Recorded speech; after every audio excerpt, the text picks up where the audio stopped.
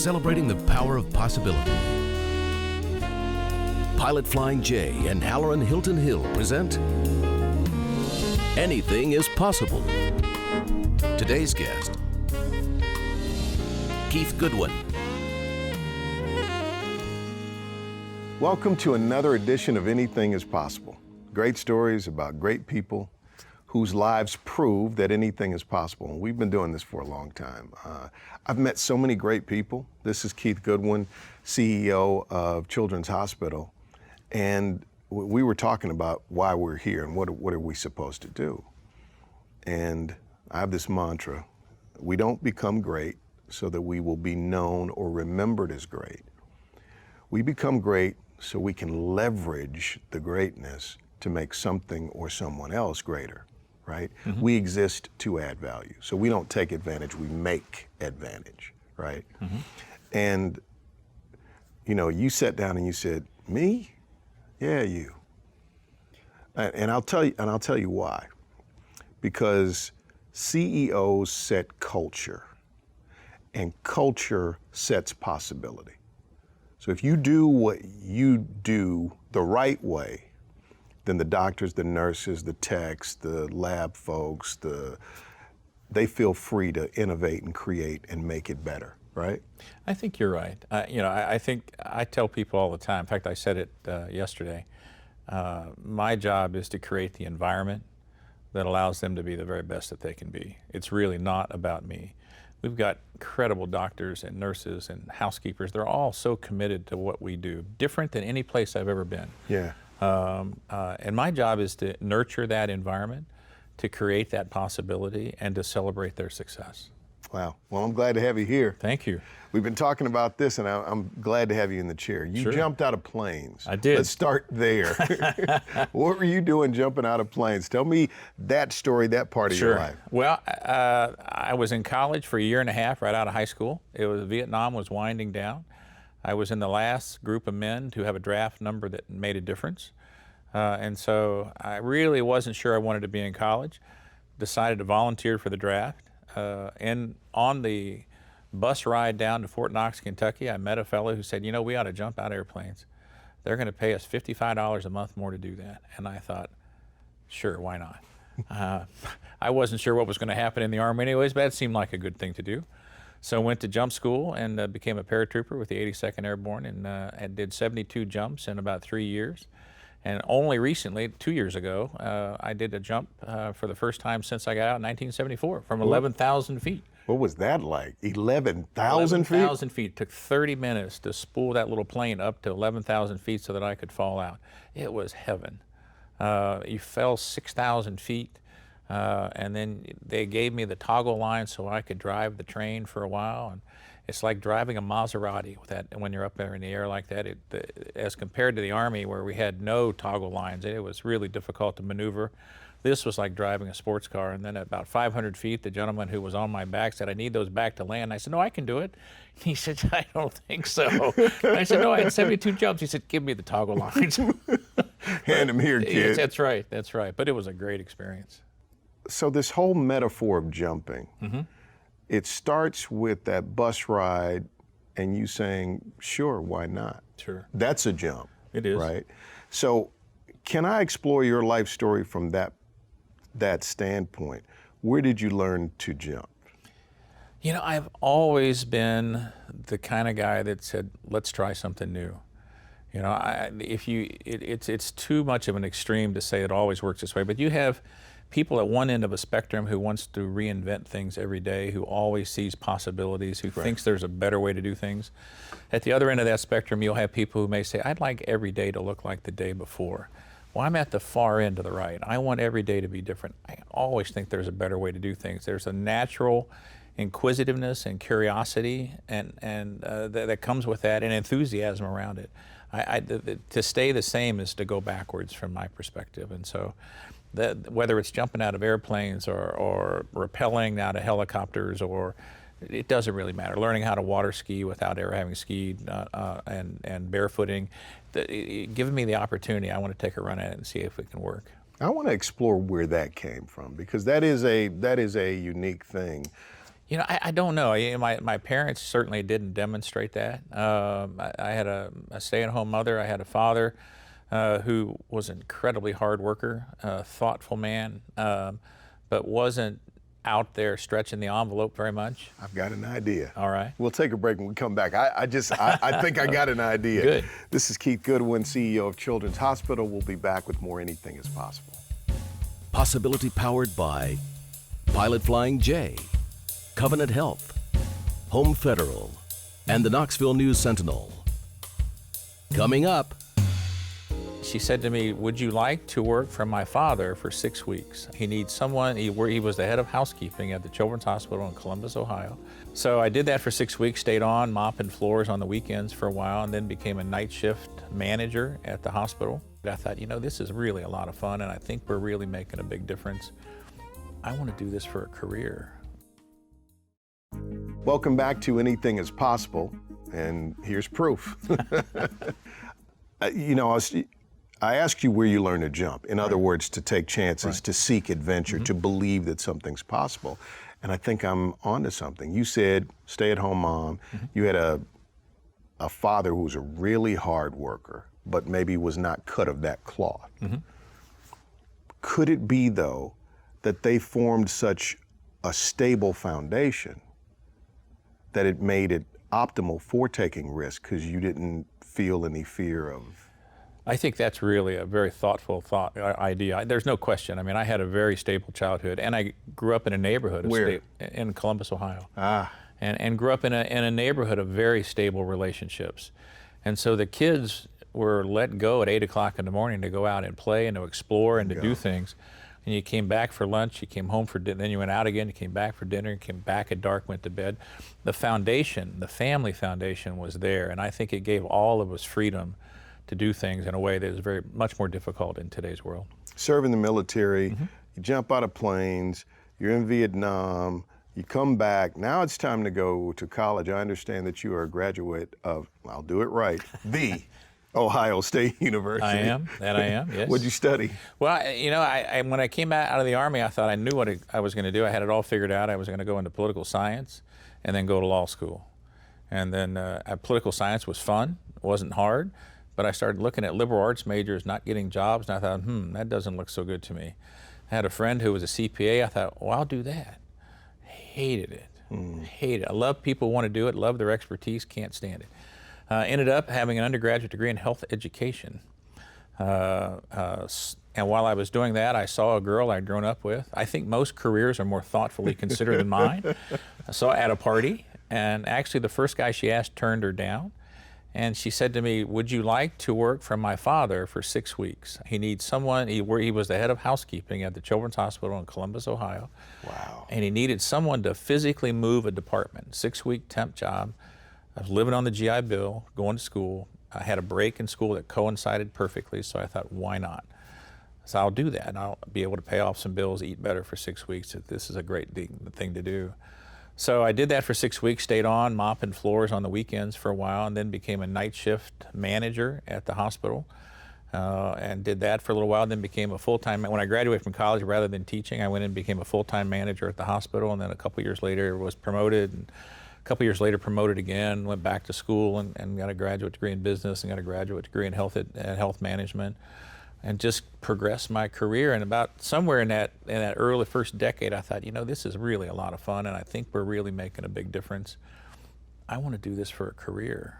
And then the jazz kind of set in and took off from there.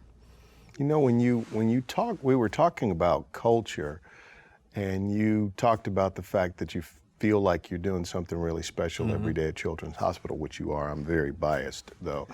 Thank you. You mentioned doctors, nurses. Well, I was ticking off things, and I said doctors, nurses, technicians, like that. And then when you started making your list, you said doctors, nurses, housekeeping. I do. You know, and now I see. Well, I show a slide, vintage 2005, to every new employee. They spend their first hour with me, their very first day of employment. Why? It's my opportunity to meet them. Every employee? Every. No matter what job you do? Doesn't matter. Physician to housekeeper, you're going to spend your first hour with me. It's an opportunity for me to meet them, them an opportunity to meet me, my chance to impress upon them that which I value, my opportunity to educate them and introduce them to the culture that is children's. One of the slides I show them is of a gentleman that I was a housekeeper with in 1975. His name's John. He retired about 5 years ago.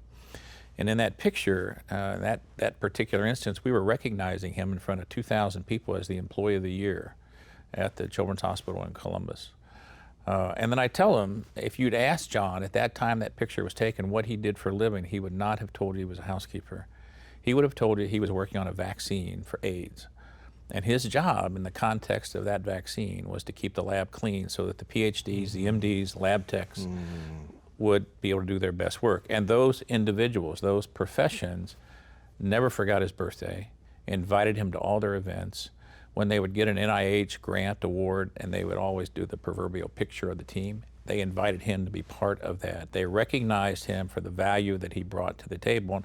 And that is a core value that we have at the hospital. Everybody contributes. Some have more education, more training, but everybody there makes a difference. And you have to believe that, and you have to then learn how to use everyone's expertise with yours if we're going to be the best that we can be. And in our place, it's not just the team, it's the family as well. We have to embrace mother and father. We have to know that we'll never love their children as much as they do, or know as much about their children as they do. And so our job is to use and admire and recognize their passion and their expertise in partnership with us to do the best work that we can do. And that's part of the culture and the environment, and certainly something I try to reinforce every day.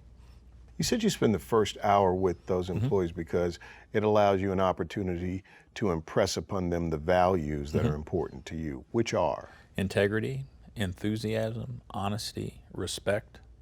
Those are all critical values that I think really transcend our institution. Can you feel it in the organization if any of those values start to deteriorate? Absolutely. And where does it show up? In the way that they do their work, in the way that they interact with each other, or in the way that they interact with families. Atlanta, Georgia, Ritz-Carlton downtown. I'm interviewing the woman who was running it in the lobby. I just asked if I could speak to the manager because the team culture there was great. She started in housekeeping. And she turns around, I wish I could remember her name, but she turns around hotels now, right? And she said, you know how you turn a hotel property around? She said, we have a set of core values. If we don't live and express those core values with each other, it never works. She's absolutely right. Right?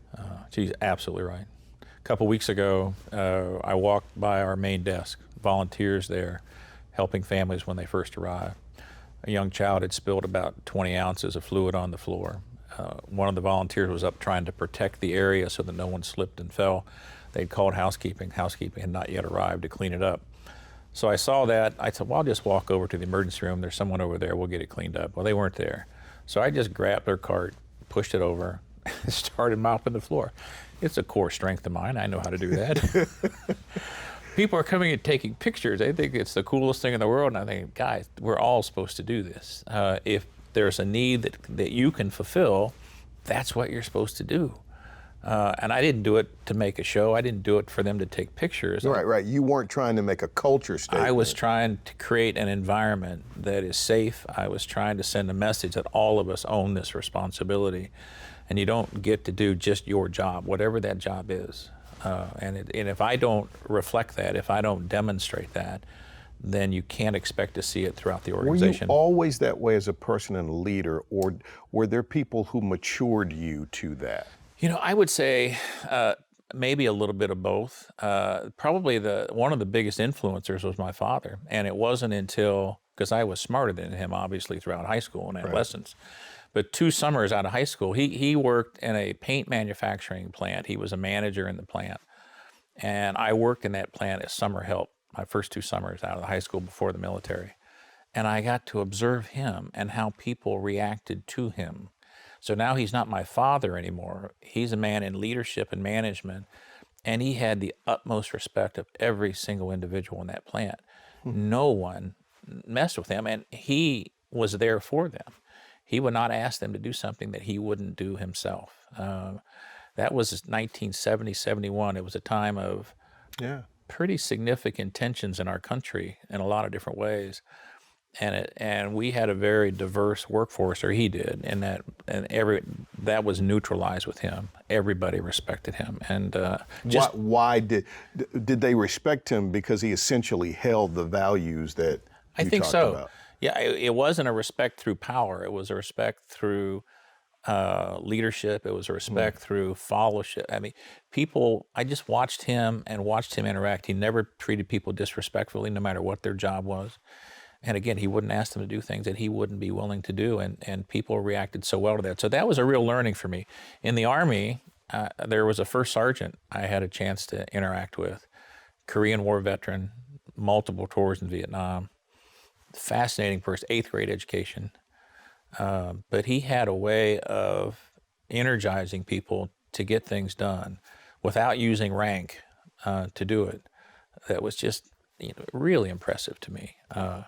He just didn't order people around, and it didn't matter whether you were the battalion commander or whether you were someone like myself as a buck sergeant at the time.